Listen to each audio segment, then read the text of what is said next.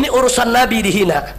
Saya setuju, kita boleh marah terhadap orang yang menghina Rasulullah, tapi nggak boleh anarkis. Saya setuju.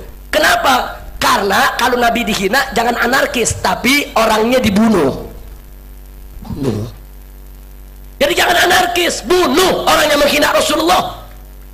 Siapapun yang menghina Rasulullah, kalau disuruh tobat dia tidak mau tobat, disuruh minta maaf dia tidak mau minta maaf, maka hukum yang paling layak adalah hukuman mati bagi siapapun yang menghina Rasulullah Shallallahu Alaihi Wasallam.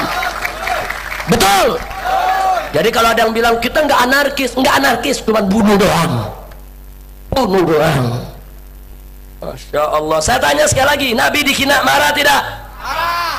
Nabi dihina rela tidak? Ridho tidak? Betul.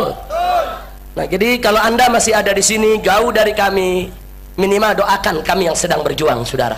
Nggak, kita nggak peduli mau ditangkap, mau dipenjara, nggak peduli. Kami nggak ridho Nabi kami dihina oleh siapapun, termasuk oleh Amerika Serikat sekalipun, saudara. Jangan Amerika Serikat merasa negara besar, tentaranya kuat, senjatanya kuat, terus dipikir umat Islam takut untuk menghadapi dia. Tidak. Tapi saya ingin sampaikan kepada umat Islam yang ada di sini, yang saya takut hanya satu, Pak. Yang kami takut hanya satu, bukan Amerika menyerang Indonesia, tapi yang kami takut adalah saat Amerika menyerang kita, Allah tidak mau bantu kita, saudara. Itu yang kita takut. Kalau Allah bantu kita, nggak peduli siapapun musuh yang menyerang kita. Kenapa saya takut Allah tidak bantu kita, Allah tidak tolong kita? Perhatikan firman Allah dalam Al-Quranul Karim. Allah menyatakan, intan surullah yansurkum wa yuthabbit aqdamakum. Kalau kau membela Allah, menolong Allah, menegakkan agama Allah, yansurkum, niscaya pasti Allah akan memenangkan kamu sekalian.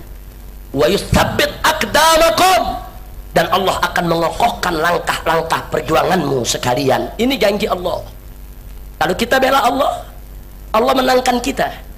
Lalu bagaimana cara membela Allah padahal Allah tidak butuh pembelaan kita, saudara? Innallaha ghaniyun 'anil alamin. Allah itu maha kaya, tidak butuh dengan semesta alam.